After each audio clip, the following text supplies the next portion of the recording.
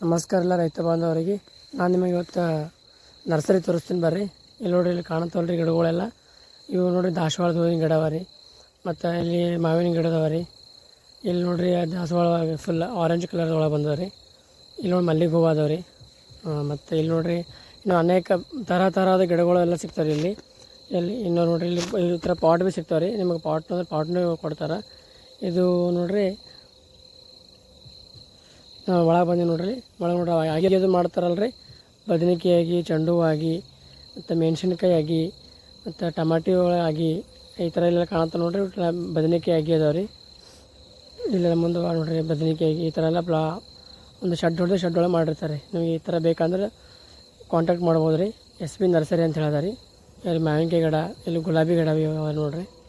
ಈ ಥರ ಶೆಡ್ ಒಳಗೆಲ್ಲ ಬೆಳೆದಿರ್ತಾರೆ.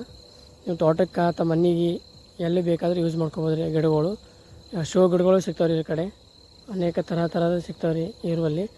ಇವತ್ತು ನೋಡಿರಿ ಅವ್ರ ಬಳಿ ನಾವು ಗುಲಾಬಿ ಹೂವು ಮತ್ತು ಸೇವಂತಿ ಮತ್ತು ದಾಸವಾಳ ಹೂವು ಎಲ್ಲ ಖರೀದಿ ಮಾಡಿದ್ದೀವಿ ರೀ. ಇವ್ರು ನೋಡಿರಿ ಈ ಥರ ಎಲ್ಲ ಪ್ಯಾಕಿಂಗ್ ಮಾಡಿ ನಮಗೆ ಸರಿಯಾಗಿ ಪ್ಯಾಕಿಂಗ್ ಮಾಡಿ ಚೀಲೊಳಗೆ ಹಾಕಿ ಕಟ್ಟಿ ಕೊಡ್ತಾರೆ. ಈಗ ಇದು ಗುಡಿಸಲದಲ್ಲ ರೀ. ಗುಡಿಸಲ ತನ್ಕೋಬೇಡ್ರಿ. ಇದ್ರ ಅಲ್ರಿ ಈ ಕಡೆ ಅಲ್ರಿ ಅಂದರೆ ಬಾಲ್ಕನಿ ಅಥವಾ ಮನೆ ಹತ್ರ ಗೇಟ್ ಅಲ್ಲೆಲ್ಲ ಹಿಂಗೆ ಪಾಟ್ ಥರ ಅದ 6 ಪಾಟ್ ಅಂತ ಇರ್ತದೆ, ಬೆಳ್ಳಿದು ಇರ್ತದೆ. ಸರಿಯಾಗಿ ಕಾಣ್ತಾರೆ ಹಾಕಿದ್ರೆ ಮನೆ ಹತ್ರ. ಮಾಹಿತಿಗೆ ಅವ್ರ ನಂಬರ್ ಕೊಟ್ಟಿರ್ತೀವಿ, ಅವ್ರು ಕಾಂಟ್ಯಾಕ್ಟ್ ಮಾಡಿರಿ.